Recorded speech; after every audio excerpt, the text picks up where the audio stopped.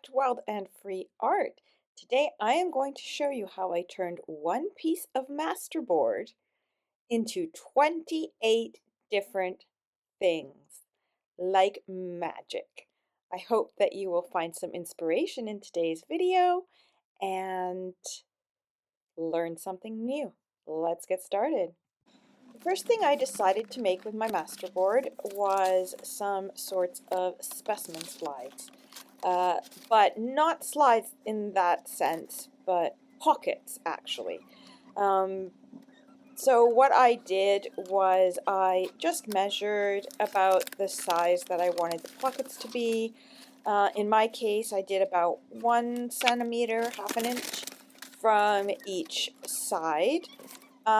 Because I decided that what I was going to use was some bits of my leftover beautiful Florentine butterfly uh, paper that I used in the Dandelion Promises journal, and I wanted to make sure that those butterflies would fit. So I used those measurements. Yours will obviously be different depending on what you decide to put inside your specimen slides. So all I did was mark the measurements on the back to make the slides with a about 1 centimeter border, and the inside the right size for each of my butterflies. And then I simply began to cut them out, and I saved the middle pieces because of course we're trying to use the whole Masterboard and those can be useful.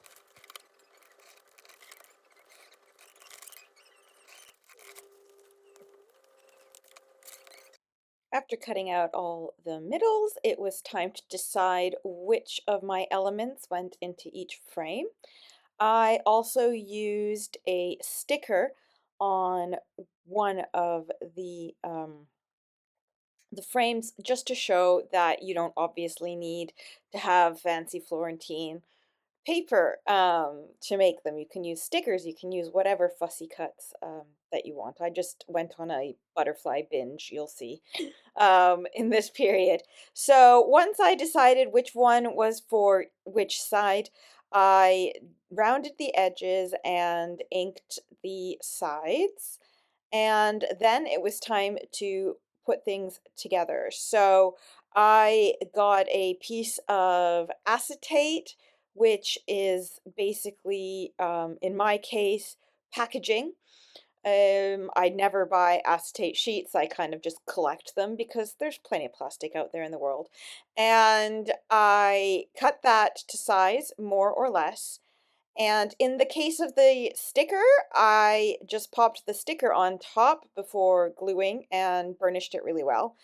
And in the case of the little fussy cut butterflies, I made sure that the plastic was folded in half so that there would be plastic on each side of the butterfly. Now, if you have a laminator, this could be done super fast with a laminating machine, obviously.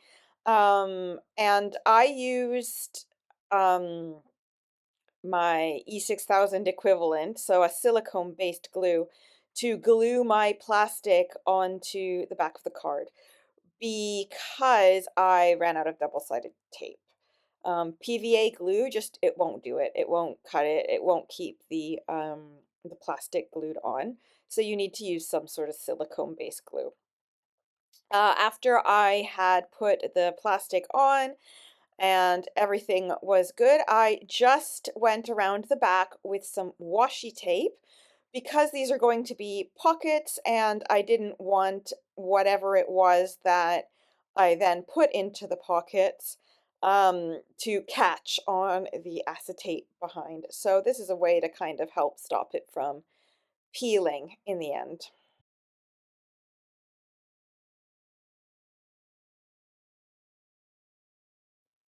The next thing I wanted to make was this little dangle.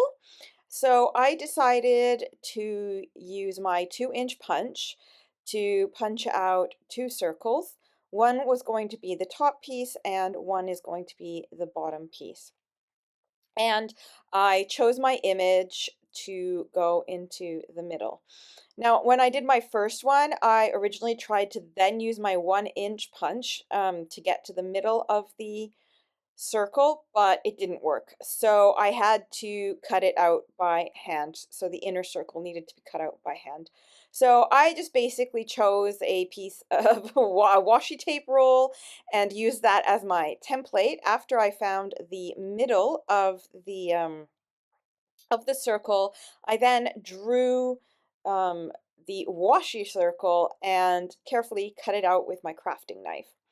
After I had that circle, it was just a question of inking the edges, cutting out the picture that I wanted to use in between, and sandwiching it all together with some glue.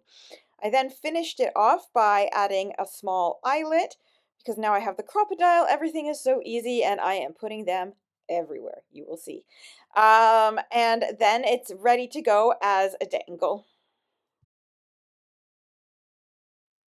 Next thing I decided to make, because I had a pretty big piece of the Masterboard left over, was a larger journaling card. I have some of these really large images that I cut out from a dust cover of a book on birds, and I don't always find ways to use them. So I thought in this case, a nice oversized journaling card would probably work well. It can be tucked into a pocket or tucked into a larger journal.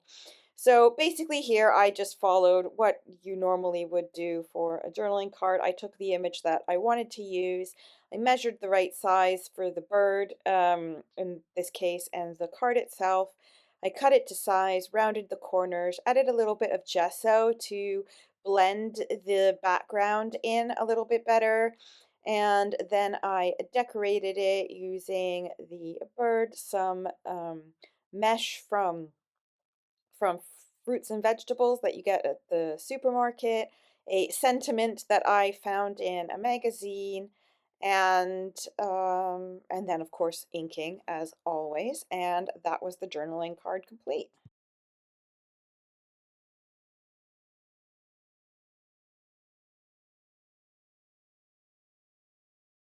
The next thing I decided to make was some hidden paper clips with a little pocket, um, using, of course, the masterboard as the base and using a little scraps from the masterboard to make miniature tags to fit inside the little mini pockets. So there's lots of different ways that people do hidden paper clips.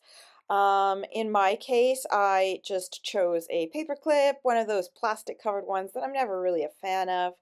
I folded it so that the short side of the paper clip was to the back, which is going to make the little tabby bit that bites over, let's say. And then I folded it all the way around. It's easier if you score it after your first one and once you've got all your measurements and stuff. And then I just folded it all the way around, and then the bottom part was folded up to make a little pocket.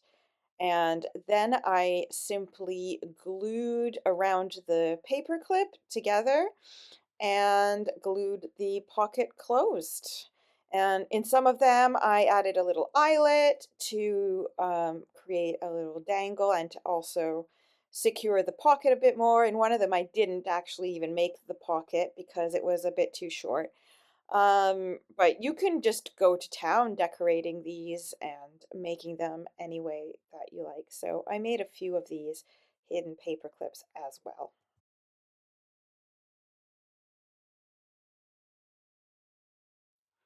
As the size of the scraps reduced in size, I also started using them to make smaller things. So in this one here, I was making little dangles again with bits of that leftover um, Florentine paper. I glued down the images to the opposite side of the masterboard, yes. And then I simply fussy cut it out and inked the edges, added an eyelet, and I used them as dangles.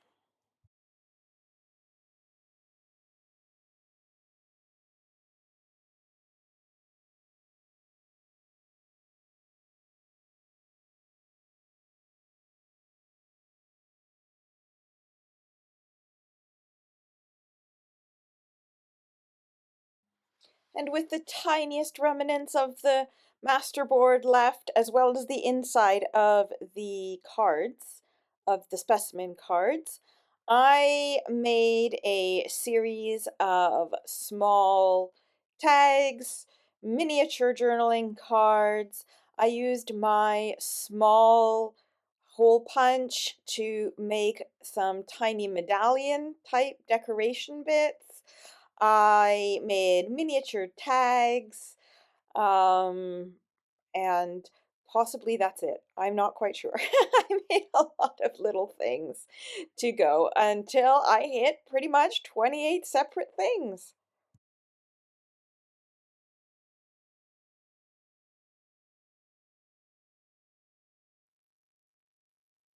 And here are the results in more detail. You see the tiny little medallions, the little dangles, my hidden paper clips, the specimen cards, the journaling cards, the miniature tags, and of course the big journaling card. I hope you found this inspiring and enjoyed watching it. Let me know what you like to make with masterboards, and I'll give it a try. Thank you so much for watching. I hope you have a wonderful day and happy crafting. Bye bye, everyone.